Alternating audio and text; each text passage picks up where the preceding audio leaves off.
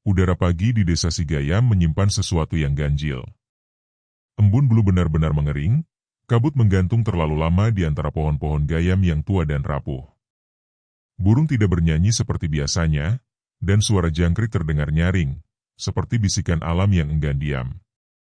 Umbul Sigayam berdiri di tengah desa itu, tak besar namun dalam, airnya sebening kaca, memantulkan langit dan pepohonan seperti lukisan tua yang tak kunjung usang. Tapi siapapun warga tua tahu, pantulan itu menyimpan lebih dari sekadar bayangan. Di dasar umbul, ada yang tidak tidur. Ada yang hanya menunggu. Setiap tahun, pada tanggal 1 Suro, sesajen wajib diberikan. Bukan sebagai bentuk persembahan biasa, tapi sebagai penanda bahwa manusia masih ingat. Bahwa perjanjian lama antara alam dan manusia belum dilupakan. Umbul itu bukan sekadar tempat bermain air. Ia adalah gerbang yang tipis antara dunia kita dan dunia yang tak boleh dijamah sembarangan. Pak Mangun, sang juru kunci, memahami itu. Lelaki sepuh itu telah menjaga umbul Sigayam selama lebih dari 3 dasawarsa. Dengan tubuh yang kini renta dan rambut yang memutih penuh, ia masih bisa merasakan getaran air dari kejauhan. Ia tahu kapan permukaan umbul menjadi lebih berat, kapan angin yang berhembus dari arah selatan membawa kabar buruk. Tapi tahun ini, ia tak bisa turun langsung ke umbul. Tubuhnya terbaring lemah di ranjang rumah sakit kabupaten, paru-parunya basah oleh cairan, dan selang-selang menyatu dengan tubuhnya seperti akar yang tumbuh paksa. Namun pikirannya tetap tajam. Dan ia tahu, Suro akan datang, dan umbul harus tetap diberi makan. Kepada Wahyu, anak sematawayangnya, ia titipkan amanah. Jangan asal, begitu katanya saat Wahyu menjenguk pagi itu.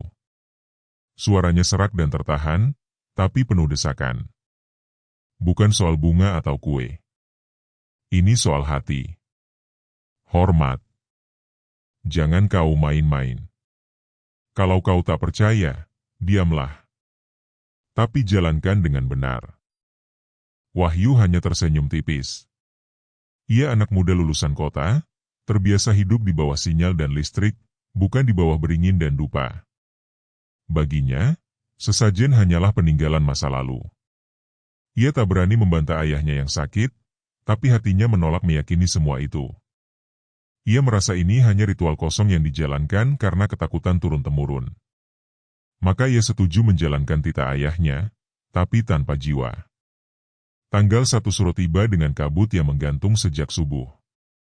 Desa seperti kehilangan warnanya. Tak ada suara ayam, tak ada suara lesung.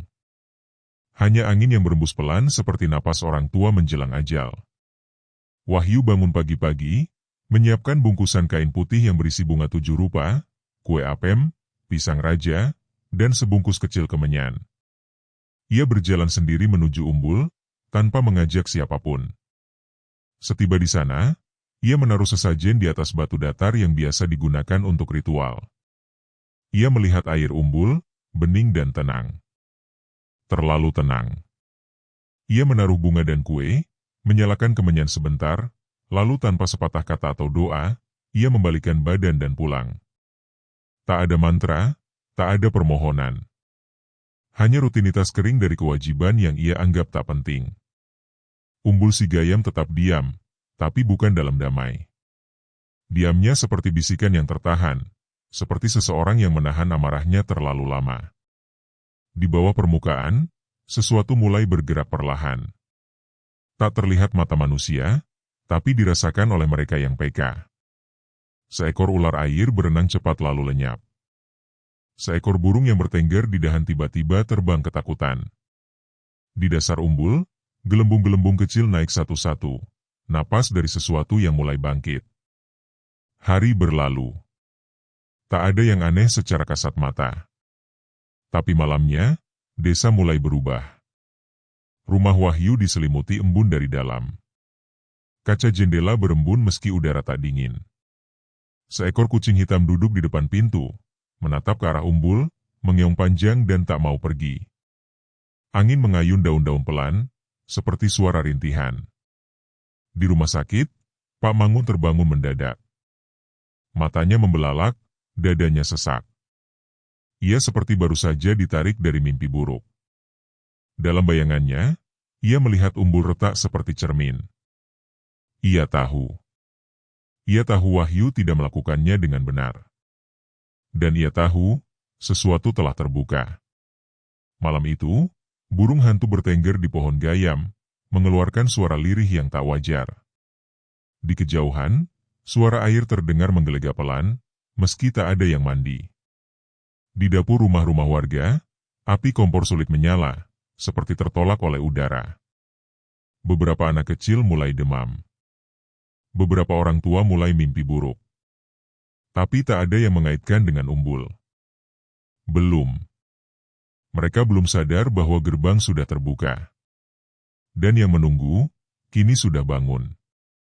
Pak Mangun memejamkan mata sambil menarik napas panjang di ranjang rumah sakit. Bibirnya bergerak pelan, menggumamkan mantra tua yang diwariskan turun-temurun. Tapi ia tahu, tak cukup hanya dengan doa dari jauh. Seseorang akan diambil. Seseorang harus dibayar. Dan jika Wahyu tak segera memperbaikinya, umbul akan memilih sendiri. Satu Suro tak mengenal belas kasihan. Ia hanya menuntut keseimbangan.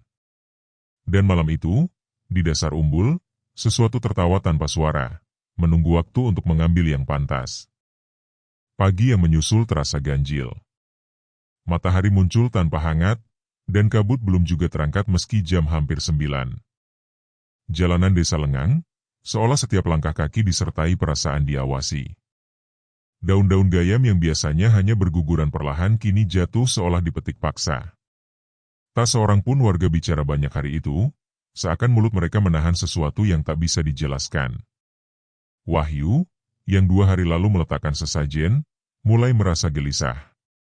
Ia merasakan tatapan kosong dari anak-anak kecil yang melewatinya, seperti mereka menyimpan ketakutan yang tak mereka pahami. Ibunya, Bu Mangun, diam-diam menyalakan dupa di dapur meski tak ada alasan untuk mengusir nyamuk. Di rumah, cermin kamar mandi retak tanpa sebab, dan ayam peliharaan tiba-tiba menolak makan. Tapi Wahyu menyangkal semuanya. Ia masih menggenggam logika yang ia pelajari di kota. Ia berkata pada dirinya, ini hanya kebetulan. Semua hanya sugesti. Tapi malamnya, ia bermimpi. Mimpi yang datang dengan bayangan air dan suara nyanyian yang asing. Dalam mimpinya, ia berdiri di tepi umbul. Permukaan air tenang, tapi di bawahnya, bayangan seperti akar menjalar dan menggeliat. Dari dasar kolam, muncul sepasang mata, hitam, besar, tak berkedip, menatap langsung ke dalam jiwanya. Lalu, dari balik air, muncul suara yang tak terdengar seperti suara manusia, parau, lambat, dan berat. Sudah kau letakkan, tapi tak kau niatkan. Maka tak kuanggap. Wahyu terbangun dengan napas tersengal dan tubuh dingin. Bajunya basah seperti habis dicelupkan ke air. Ia mencoba berdiri, tapi lantai kamar seperti bergetar. Di luar, angin berhenti. Bahkan jangkrik malam pun mendadak bisu. Esoknya, desas-desus mulai terdengar.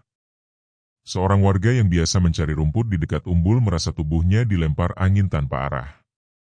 Seorang anak kecil berkata melihat bayangan wanita rambut panjang di dalam air saat ia hanya bermain di pinggir.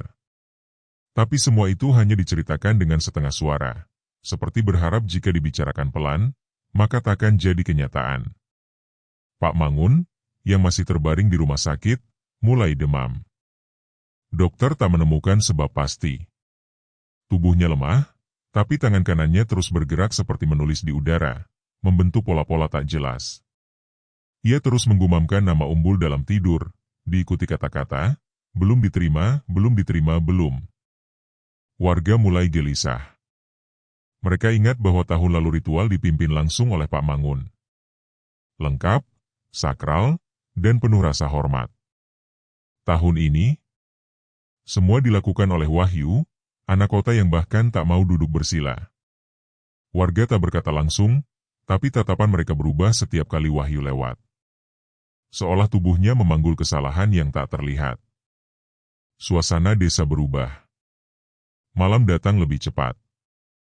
Lampu-lampu temaram seolah tak mampu menembus kegelapan yang kian menebal. Di langit, bulan tinggal separuh, dan warnanya bukan putih keperakan, tapi kekuningan pucat seperti mata bangkai.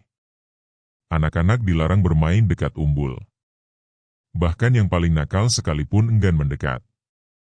Namun satu anak selalu penasaran. Bintang, bocah 9 tahun yang ceria dan terlalu berani. Ia tak pernah takut air. Bahkan, ia bilang pada teman-temannya bahwa ia ingin berenang lebih dalam di umbul karena katanya, di bawah sana ada gua emas. Tak ada yang tahu dari mana Bintang mendapat cerita itu. Tapi anak-anak memang begitu. Imajinasi mereka tajam, kadang terlalu tajam. Teman-temannya hanya menertawai, tak menganggap serius. Tapi umbul mendengar. Sementara itu, Wahyu semakin dihantui mimpi-mimpi. Kali ini ia melihat sosok-sosok bayangan berbaris di pinggir umbul. Wajah-wajah tanpa mata, mulut mereka menganga seperti hendak berteriak, tapi tak ada suara keluar. Dan di antara barisan itu, ada satu sosok yang duduk di batu tempat sesajen biasa diletakkan. Tangannya menggenggam kue apem yang ia letakkan 2 hari lalu. Kue itu dipatahkan 2, dilemparkan ke air, dan air berubah keruh. Ia terbangun lagi dengan dada sesak dan tangan gemetar. Ibunya masuk kamar dan melihat wajahnya pucat. "Kamu mimpi buruk lagi?" tanya Bu Mangun, tapi Wahyu hanya diam. Ia tak bisa berkata apapun. Karena kini, ia mulai takut. Namun terlambat. Karena sesuatu yang tak terlihat telah mencatat semua yang terjadi. Dan umbul sudah menentukan siapa yang harus membayar. Kabut belum pergi. Bahkan siang hari pun terasa seperti senja. Pepohonan gayam seperti membungkuk, dan udara membawa aroma anyir yang datang entah dari mana. Desa Sigayam sedang diam. Tapi di diam itu, kematian sedang menunggu waktunya. Pagi itu, langit terlihat seperti kain tua yang dilapisi jelaga. Matahari berusaha menembus awan kelabu tapi gagal menyinari bumi dengan terang utuh. Anak-anak tetap bermain, seperti biasa, mencoba mengusir dingin dan sunyi dengan tawa polos mereka. Di antara mereka, Bintang yang paling ceria, anak laki-laki 9 tahun dengan rambut ikal dan mata bulat seperti kaca bening. Sejak beberapa hari terakhir, Bintang sering bermain di sekitar umbul. Ia suka menyelam, menantang teman-temannya siapa yang bisa tahan napas paling lama di dalam air. Orang tuanya kadang memperingatkan agar tidak mandi di umbul terlalu lama. Tapi Bintang selalu menjawab dengan senyum, "Bintang gak takut, Bu. Di bawah sana adem." Kayak mimpi.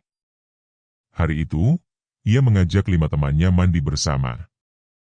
Mereka datang sebelum zuhur, membawa ban bekas, celana pendek, dan semangat yang tak pernah habis. Suara tawa mereka memenuhi udara yang murung, menepis keheningan yang menyelubungi desa. Air umbul tampak jernih, bahkan terlalu jernih untuk ukuran musim pancaroba. Bintang melompat pertama, membelah air dan menghilang sejenak sebelum muncul kembali sambil tertawa. Mereka berenang ke tengah, bergelut, saling ciprat, dan menyelam bergantian. Saat Bintang berkata akan mencoba menyelam lebih dalam, teman-temannya hanya mengangguk, mengira ia hanya ingin pamer seperti biasa. Tak ada yang memperhatikan benar saat tubuh mungil itu menukik diam-diam ke dasar. Beberapa menit berlalu. Lalu 5. Lalu 10. Mereka tidak menyadari bahwa Bintang tak muncul lagi. Salah satu dari mereka bahkan sempat berteriak, "Pasti dia pulang duluan ya?" Yang lain mengangguk, tanpa kecurigaan. Mereka selesai mandi, menggigil, lalu pulang satu persatu, menyisakan umbul yang kembali sunyi. Sementara itu, di rumah sederhana di ujung desa, Ibu Bintang mulai gelisah. Matahari mulai condong ke barat, tapi anaknya belum pulang. Ia keluar rumah, bertanya pada tetangga, pada anak-anak yang lain. Jawabannya selalu sama, "Tadi bareng kami di umbul." Katanya pulang duluan. Hati sang ibu mencelos. Ia dan suaminya mulai mencari. Awalnya di sekitar rumah, lalu ke rumah nenek Bintang, lalu ke rumah saudara di desa seberang. Hasilnya nihil. Tak ada yang melihat Bintang setelah siang tadi. Pencarian meluas. Mereka membawa senter dan lampu minyak. Malam turun perlahan, seperti tirai gelap yang menutupi desa. Mereka mendatangi Umbul. 10 kali memutari, memanggil-manggil nama Bintang. Tapi air tetap tenang, seperti tak pernah disentuh manusia. Tak ada riak, tak ada jejak. Mereka berdiri lama di tepian, menyorotkan lampu ke setiap sudut, tapi hanya bayangan mereka sendiri yang menyambut. Ayah Bintang menggenggam senter sampai tangannya bergetar. Ibunya mulai menangis lirih, meratap tanpa suara. Di rumah sakit kabupaten, Pak Mangun mendadak menggeliat dalam tidurnya. Perawat yang sedang membersihkan ruangan terkejut melihat tubuh tua itu bangkit setengah duduk. Napasnya berat seperti baru keluar dari tempat yang sangat dalam. Matanya merah dan kosong. Ia bergumam, sudah diambil. Tanpa menunggu izin dokter, Pak Mangun memaksa pulang malam itu juga. Ia meminta tolong keponakan jauhnya menjemput. Tubuhnya masih lemah, tapi ia tak bisa menunggu. Ia tahu, penunggu Umbul telah memilih. Dan ia tahu, siapa yang seharusnya bertanggung jawab. Malam makin larut. Warga mulai berkumpul. Mereka merasa resah, tapi belum bisa menghubungkan semuanya. Hingga Pak Mangun tiba. Dengan langkah limbung dan suara berat, ia bertanya satu hal pada Wahyu, yang berdiri kaku di antara warga. Wahyu, sudah kau berikan belum sesajennya? Wahyu menunduk. Sudah, tapi cuma naruh. Pak Mangun menutup mata, lalu menggeleng pelan. Umbul itu bukan tempat main-main. Yang kau beri bukan cuma bunga dan kue. Tapi niat, hormat, dan perjanjian. Kau letakkan tubuh, tapi tak kau letakkan jiwa. Maka Umbul tak menerima. Ia mengajak warga ke Umbul. Dalam hening yang mencekam, ia menyalakan dupa, membaca mantra yang nyaris terlupa, dan melemparkan koin kuno ke tengah kolam. Air yang tadinya tenang mulai berputar pelan, meski tidak ada angin. Lalu dari tengahnya, perlahan, sesuatu muncul. Tubuh kecil, terangkat dari dalam gelap, mengapung seperti boneka yang tertidur. Wajahnya tenang. Rambutnya menyebar seperti tirai di atas air. Bintang telah kembali. Tapi bukan untuk hidup. Tangis pecah malam itu. Ibunya memeluk tubuh kecil itu di tepian, gemetar, seakan ingin menariknya kembali dari batas antara dunia. Tapi tak ada yang bisa dilakukan. Pak Mangun berdiri tegak, menatap Wahyu yang pucat dan tak bisa bicara. Kau membuka gerbang, dan Umbul menagih janjinya. Ini bukan akhir. Ini baru awal. Angin malam menerpa Umbul, dan di antara kabut, terdengar gemericik seperti tawa yang jauh. Bintang telah diambil. Dan Umbul belum kenyang. Wahyu berdiri membatu, tubuhnya tak lagi terasa nyata. Wajahnya pucat pasi, dan jari-jarinya kaku memegangi lutut seperti hendak roboh. Ia ingin memejamkan mata, berharap semua ini mimpi buruk. Tapi dinginnya udara dan aroma dupa yang terbakar menegaskan kenyataan. Seorang anak mati, dan itu semua karena dirinya. Pak Mangun menatap Umbul yang kini kembali tenang. Sorot matanya seperti bara dalam sekam. Tak ada air mata, hanya kelelahan mendalam dan guratan kecewa. Ia tahu, bencana belum selesai. Umbul hanya mengingatkan, bukan mengakhiri. Dan Wahyu, anaknya sendiri, telah membuka celah yang terlalu besar untuk ditutup dengan sesal. Keesokan harinya, desa dalam duka. Suara tangis menggema dari rumah orang tua Bintang. Bau kemenyan bercampur anyir kematian memenuhi udara. Warga berdatangan, membawakan makanan, doa, dan pelukan. Tapi di balik wajah-wajah sedih, ada bisik-bisik yang mulai mengarah ke Wahyu. Tidak secara terang, tapi cukup tajam untuk melukai. Kalau sesajennya benar kemarin. Dulu tiap tahun Pak Mangun yang mimpin. Sekarang diganti anaknya. Umbul gak bisa dibohongi. Semua itu menggantung di telinga Wahyu seperti kutukan yang tak bisa dicuci bersih. Ia mencoba membantu keluarga Bintang, Tapi sang ibu hanya menatapnya dengan mata bengkak, penuh luka dan ketidakpercayaan. Ayah Bintang memalingkan wajah setiap kali Wahyu mendekat. Tak ada yang berkata kasar, tapi sikap mereka lebih menyakitkan daripada makian. Di rumah, Wahyu mulai kehilangan arah. Ia tak bisa tidur, tak bisa makan. Setiap menutup mata, wajah Bintang muncul di permukaan umbul, dengan senyum yang terlalu damai untuk seorang anak yang mati tenggelam. Dan setiap malam, suara gemericik itu kembali. Bukan dari luar rumah, tapi dari dalam dirinya sendiri. Pak Mangun memerintah Wahyu untuk tidak keluar rumah sementara waktu. Ia sendiri mulai menyiapkan sesuatu. Di ruang tamu rumah tua mereka, ia membentangkan kain mori, membakar kemenyan, dan menyusun benda-benda pusaka keluarga, keris kecil, koin kuno, dan kendi tanah liat. Ia tak banyak bicara, hanya sesekali menggumamkan doa dengan suara lirih. Wahyu memperhatikan dari jauh. Ia tak tahu harus bagaimana.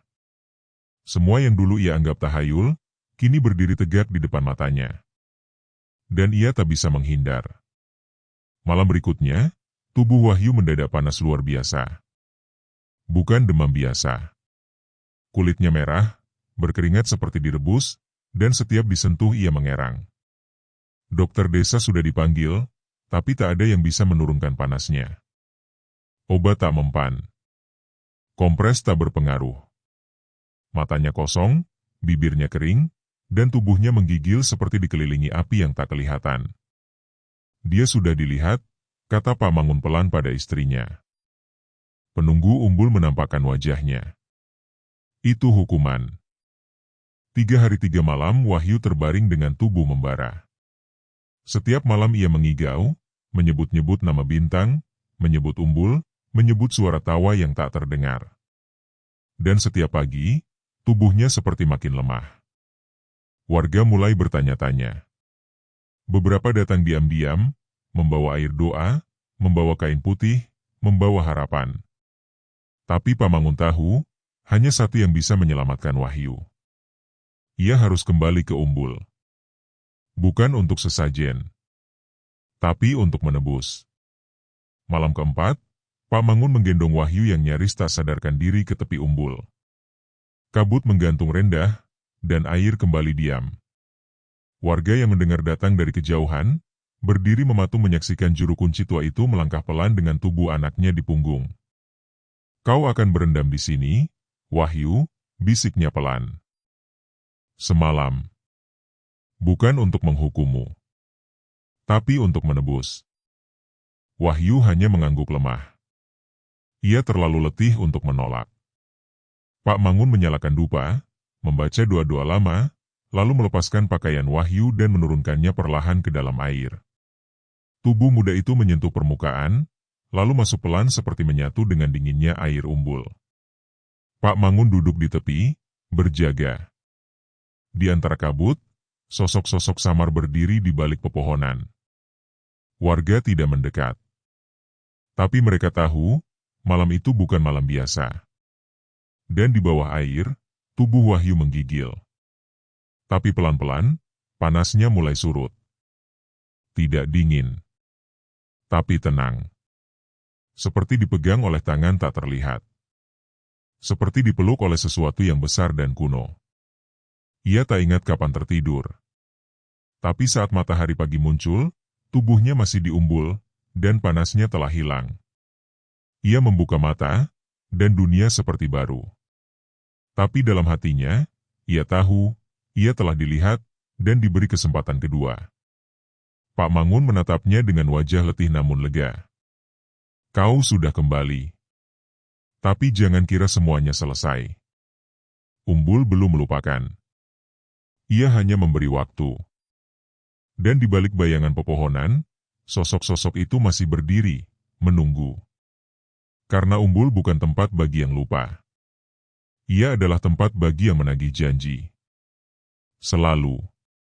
Pagi itu datang perlahan, seolah ragu menyingkap tirai malam yang penuh bisikan. Matahari malu-malu menembus kabut, menciptakan bayang-bayang samar di permukaan umbul yang kembali tenang. Wahyu masih duduk bersila di tepi kolam, Tubuhnya menggigil bukan karena dingin, melainkan karena sisa-sisa dari sentuhan dunia yang tak kasat mata. Kulitnya lembab, wajahnya pucat, namun matanya menyimpan sesuatu yang baru, kesadaran. Pak Mangun duduk tak jauh dari anaknya, membakar sisa dupa dan menggenggam keris kecil di tangannya. Lelaki tua itu tak banyak berkata-kata. Hanya menatap Umbul seperti menatap lubang waktu, tempat masa lalu dan masa depan berbaur tanpa batas. Ia tahu, Wahyu telah diberi ampunan, tapi ampunan bukan berarti pembebasan. Karena gerbang yang sudah dibuka, tidak bisa ditutup begitu saja. Warga mulai datang satu persatu, melihat Wahyu yang selamat dengan mata tak percaya. Beberapa bisik-bisik, beberapa menunduk, dan sebagian kecil mendekat untuk sekadar menepuk bahunya pelan. Tapi yang paling lama menatap adalah orang tua Bintang. Sang ibu memandang Wahyu lama sekali, dengan mata bengkak dan hati yang sudah tak bisa dibersihkan oleh kata maaf. Tak ada kata keluar dari bibirnya, hanya air mata yang kembali mengalir. Lalu ia pergi perlahan, meninggalkan Wahyu yang tertunduk. Hari-hari setelahnya, desa Sigayam kembali berjalan, tapi tidak seperti dulu. Anak-anak tak lagi berani bermain dekat Umbul. Suara tawa jarang terdengar. Dan setiap tanggal ganjil di bulan Suro, dupa dinyalakan meski tak ada upacara. Seolah warga mencoba membayar ketakutan mereka dengan puing-puing ritual yang sempat ditinggalkan. Pak Mangun mulai pulih sedikit demi sedikit. Tapi ia tak lagi sekuat dulu. Langkahnya lambat, nafasnya pendek, dan sorot matanya lebih dalam dari sebelumnya. Ia mulai menuliskan ajaran-ajaran tua dalam buku catatan, seakan bersiap mewariskan pengetahuan sebelum ajal menjemput. Dan Wahyu, yang dulu mencibir semua itu, kini menjadi murid paling setia. Ia membaca, menyalin, menghafal, dan bertanya. Setiap malam ia duduk di ruang depan, menghadap dupa, dan berdoa dalam diam. Ia tahu, satu kesalahan telah merenggut nyawa seorang anak. Ia tak ingin kejadian itu terulang. Namun malam-malamnya belum damai. Kadang, saat seisi rumah tertidur, ia mendengar suara gemericik yang datang dari arah Umbul. Suara itu bukan suara air biasa, melainkan seperti langkah kaki basah menyusuri batu-batu di dasar kolam. Kadang terdengar nyanyian sayup, dalam bahasa yang tidak ia mengerti. Kadang terdengar suara tawa kecil, tawa anak-anak. Suatu malam, Wahyu duduk di beranda rumah, menatap langit gelap tanpa bintang. Udara dingin, tapi pelipisnya basah oleh keringat. Ia tahu, suara itu akan datang lagi. Dan benar, dari arah Umbul, terdengar cipratan air pelan, seperti seseorang baru saja melompat ke dalam. Wahyu bangkit perlahan. Langkahnya pelan, namun pasti, menuju sumber suara. Tak ada senter, hanya cahaya bulan yang pucat.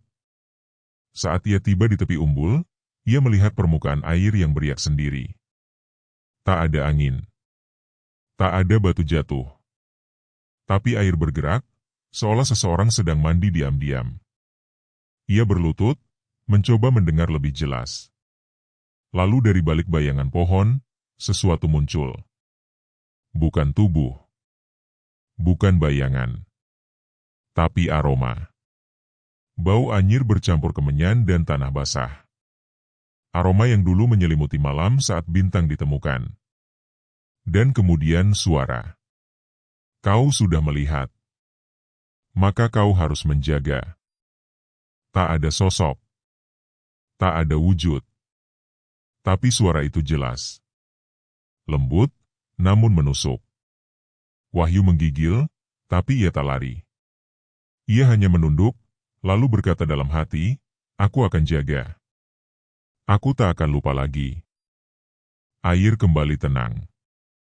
Aroma perlahan menghilang. Dan di kejauhan, ayam jantan berkokok lebih awal dari biasanya. Seolah malam ingin segera diakhiri. Esoknya, Pak Mangun menemukan Wahyu tertidur di tepi Umbul. Tubuhnya masih basah, tapi wajahnya tenang. Ia tidak marah. Ia hanya memandangi anaknya lama sekali, lalu mengangguk pelan. Ia sudah diterima, bisiknya lirih. Tapi gerbangnya tetap terbuka. Desa Sigaya mulai belajar dari luka. Setiap malam satu suruh berikutnya, warga berkumpul. Mereka menyusun sesajen dengan hati-hati, membacakan doa dengan sungguh-sungguh. Tak ada yang melupakan. Karena sekali saja lupa, maka Umbul akan mengambil lagi. Wahyu kini dikenal bukan hanya sebagai anak juru kunci, tapi sebagai penjaga warisan yang tak kasat mata. Ia tak banyak bicara, tapi setiap tatapannya pada Umbul menyiratkan janji, tak akan ada yang lupa lagi. Tak akan ada bintang berikutnya. Tapi di balik air yang tenang, gerbang tetap terbuka. Menunggu, mencatat, dan siap menghukum siapa saja yang mencoba bermain-main dengan apa yang seharusnya dihormati. Karena Umbul Sigayam bukan sekadar kolam. Ia adalah saksi. Dan saksi tak pernah tidur. Tahun berganti. Desa Sigayam berjalan dengan waktu yang lebih lambat, seolah setiap langkah selalu menoleh ke belakang, takut akan bayangan yang bisa muncul kapan saja dari dalam air. Wahyu kini menjalani hidup dalam ritme berbeda. Ia bukan lagi anak yang memprotes, bukan lagi lelaki kota yang mencibir warisan gaib. Ia adalah penjaga. Penjaga sunyi. Penjaga takdir. Setiap malam satu suro, Umbul tak lagi kosong. Warga kembali datang membawa bunga, apem, jenang, dan koin kuno. Mereka meletakkan sesajen dengan hati-hati, menunduk dalam, dan membaca doa-doa yang dahulu hanya diucapkan oleh juru kunci. Kini Wahyu berdiri memimpin.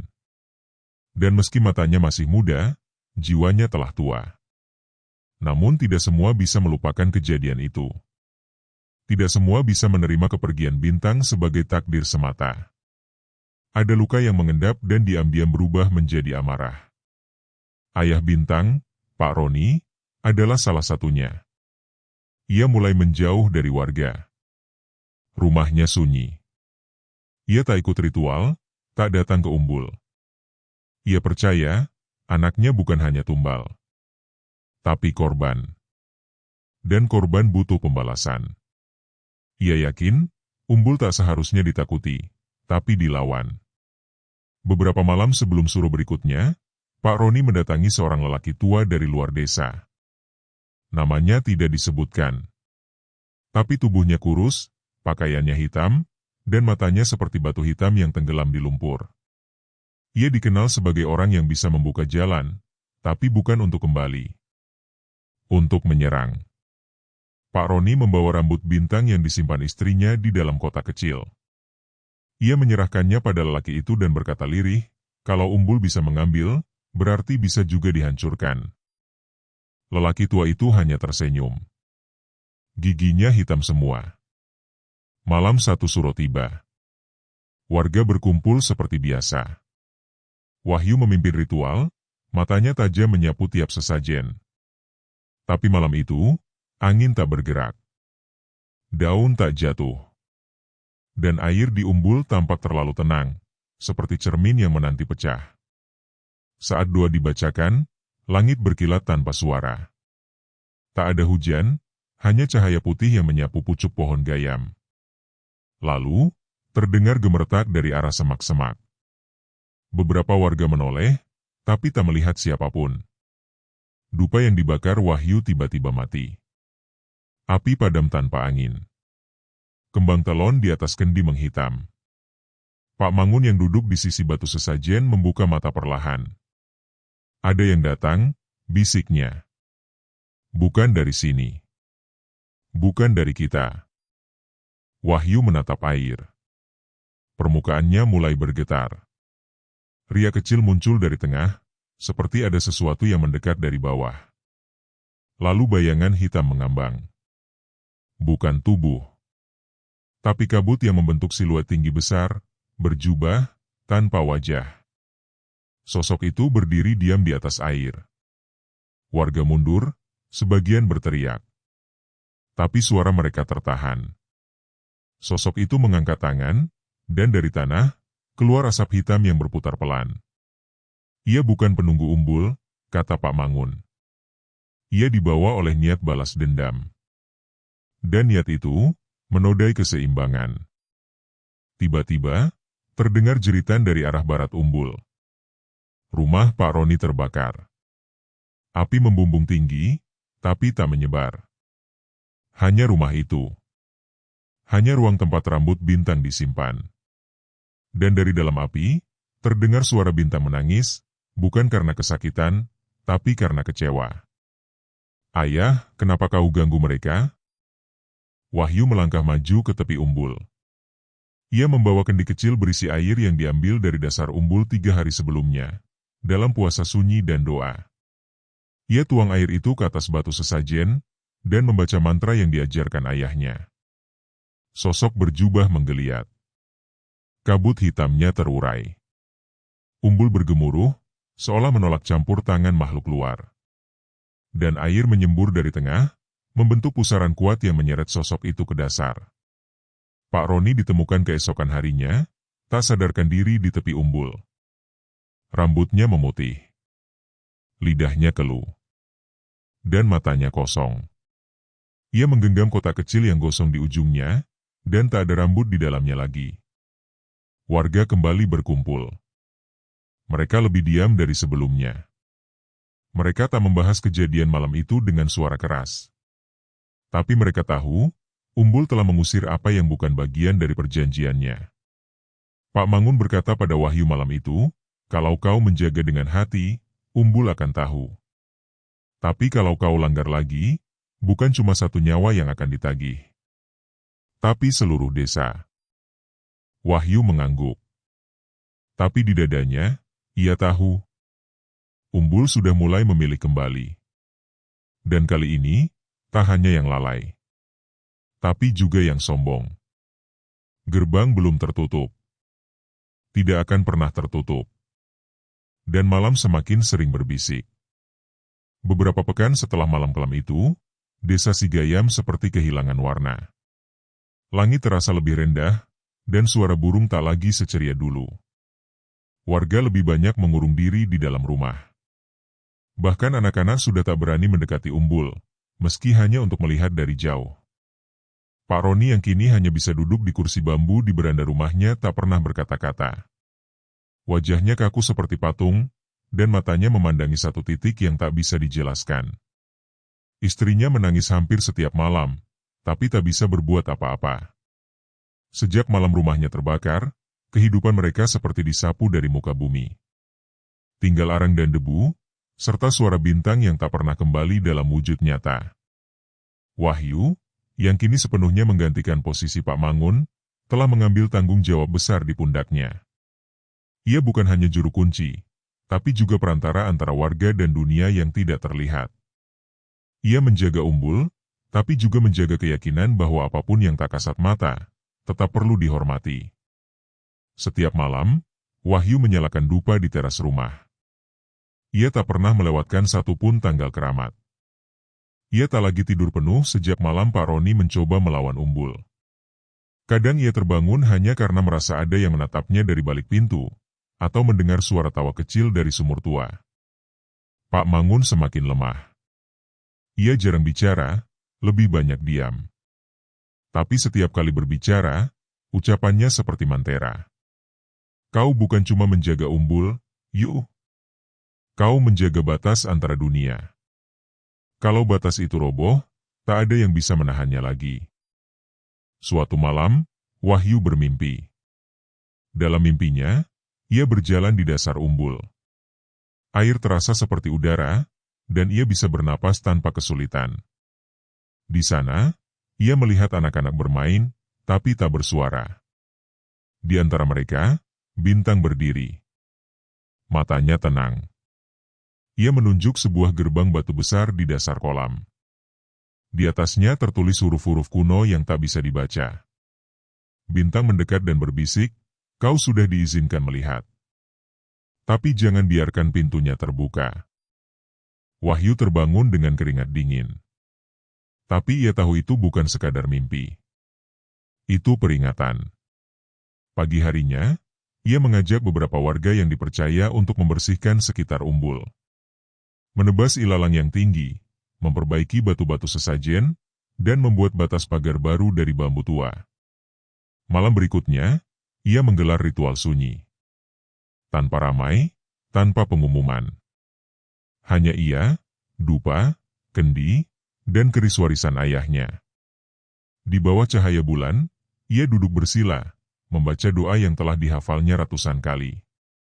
Tak ada suara, hanya desir angin dan percik air. Tapi di tengah malam itu, sesuatu bergerak. Air di umbul beriak. Dari dasar kolam muncul semburat cahaya kebiruan, menyebar perlahan seperti benang sutra. Sosok samar muncul, tinggi, kurus, dan wajahnya tanpa mata. Ia menatap Wahyu lama sekali. Lalu sosok itu mengangguk, dan lenyap ke dalam air. Keesokan harinya, Pak Mangun meninggal dalam tidurnya. Wajahnya damai, dan di samping tubuhnya ada sekuntum melati basah dan koin kuno dari zaman Majapahit. Warga menangis. Wahyu diam. Tapi di dalam hatinya, ia tahu, ayahnya telah berpulang karena Umbul telah menerima pengganti. Pemakaman Pak Mangun dihadiri seluruh warga. Tak ada suara gaduh. Semua tenang. Warga mulai percaya bahwa menjaga Umbul bukan soal takut, tapi soal menghormati. Karena kadang, yang tak tampak jauh lebih setia daripada yang bisa disentuh. Beberapa bulan berlalu.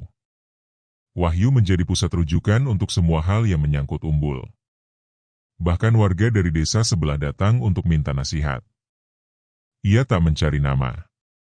Ia hanya ingin memastikan tak ada lagi yang merasa Umbul bisa ditipu, dilawan, atau diabaikan. Tapi ia tahu, dalam diamnya, Umbul tetap mencatat.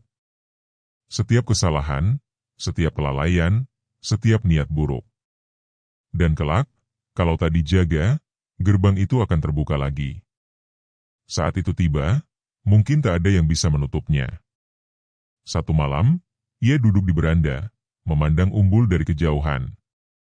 Angin malam berembus pelan. Ia menutup mata, dan dalam bayang, ia mendengar suara bintang. Terima kasih, Kak Wahyu. Sudah menjaga kami. Air matanya jatuh tanpa suara. Umbul si Gayam tak pernah tidur. Tapi kini, ia tak lagi lapar. Ia diam, dan dalam diamnya, ia tetap menagih. Tapi selama Wahyu menjaga, gerbang itu hanya akan terbuka sebatas yang perlu. Tidak lebih. Tidak kurang. Dan malam itu, desa si Gayam tertidur tanpa mimpi. Untuk pertama kalinya setelah sekian lama.